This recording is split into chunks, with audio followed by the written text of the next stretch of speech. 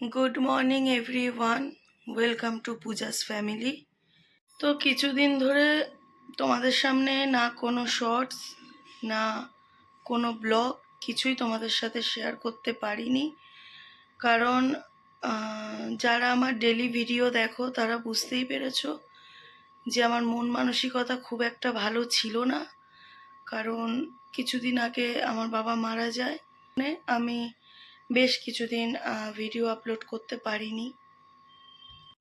তো তাও আমি চেষ্টা করেছি যে তোমাদের একটা আপডেট অন্তত দেয়ার, যারা আমার ডেলি ব্লগ দেখো, ডেলি ভিডিও দেখো যারা। আজকে 13 দিন হয়ে গেছে, 13 দিন কালকে ঘাট কাজ কমপ্লিট হয়ে গেছে। আজকে হচ্ছে শ্রাদ্ধ শান্তি। তো ভাবলাম যেটা আমার কাজ, যেটা আমি আর কি মন থেকে ভালোবেসে করি, তো একটা ব্লগ তো তোমাদের সাথে শেয়ার আমার করতেই হবে।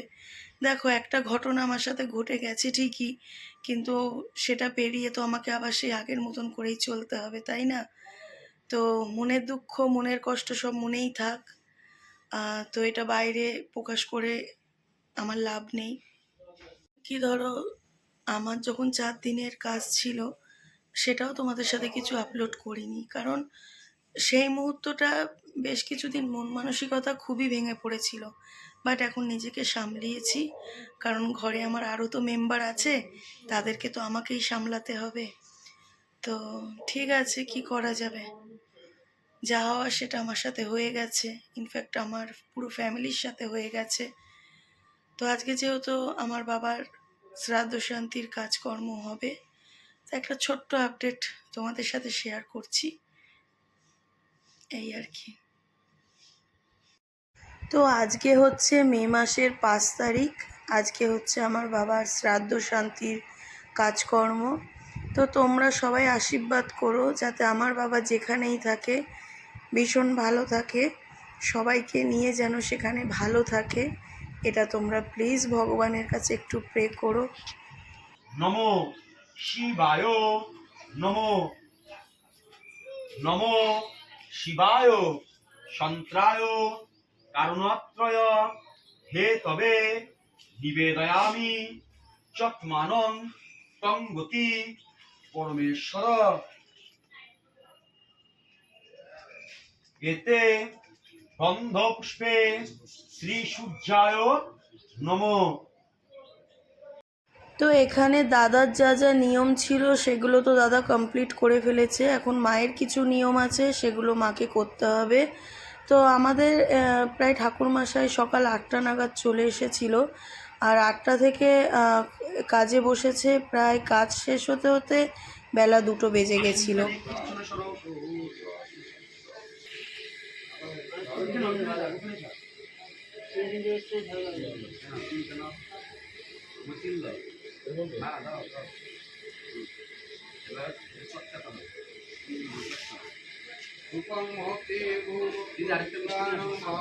মিষ্টি এখন টাইম ছিল ধরো তাও বিকেল 4টে নাগাদ।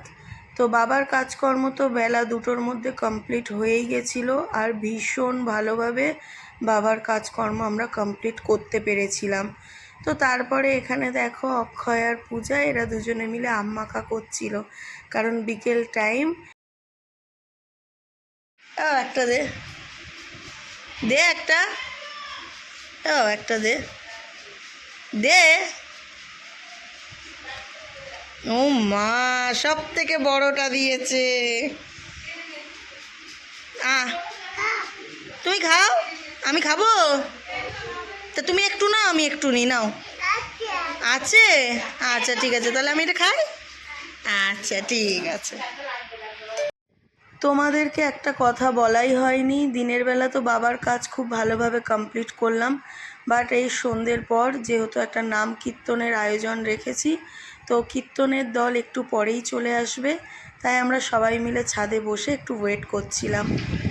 বাবা, বাবা একটু হাসো, একটু হাসো, একটু হাসো, একটু হাসো। ওলে বলে ওলে বাবা লে পুচু পুচু পুচু পুচু পুচু পুচু আবুচু পুচু কি হয়েছে ওরম মুখটা ওরম কেন, জিভটা ওরম কেন? হ্যাঁ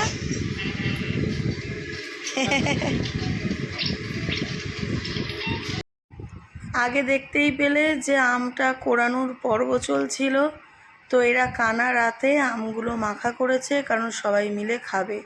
তো আমি একটু টেস্ট করেছিলাম, বাট আমার একদম ভালো লাগেনি, কারণ ইদানিং না আমার টক খেতে একদম ভালো লাগে না।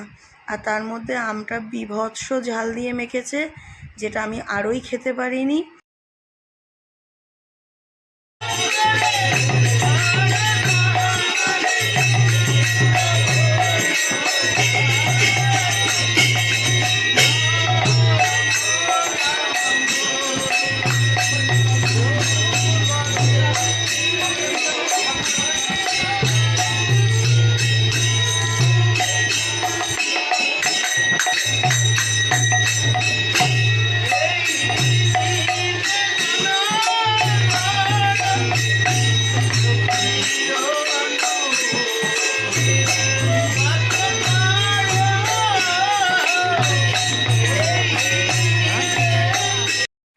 কীর্তন হচ্ছে ঘরে, আর চন্দনের ফোঁটা নেব না সেটা কি করে হয়।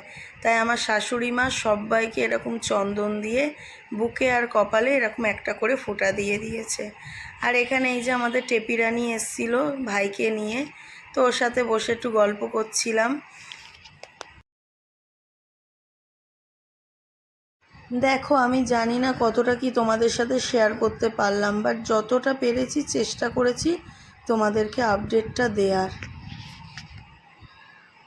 এদিকে যে পুচকুটাকে দেখছো, এটা হচ্ছে আমার ছোদ্দার ছেলে, মানে আমার বড় পিসি ছোট ছেলের ঘরের ছোট নাতি। তো যাই হোক, ভীষণ কিউট, ভীষণ শান্ত। ওর দাদা একটু দুষ্টুমি করে, বাট ও এক ফোঁটা না দুষ্টুমি করে না, ভীষণ ভালো লাগে। যাই হোক, ওর কপালে চন্দনের তিলকটা আমার বর পরিয়ে দিয়েছে, কারণ এই ছোট্ট সদস্যগুলোকে হয়তো চন্দনের তিলক পরাতে ভুলে গেছিলো, তাই আমার বর ওর কপালে চন্দনের তিলকটা দিয়ে দিয়েছে। তাই ওকে নিয়ে কোলে বসে আছি।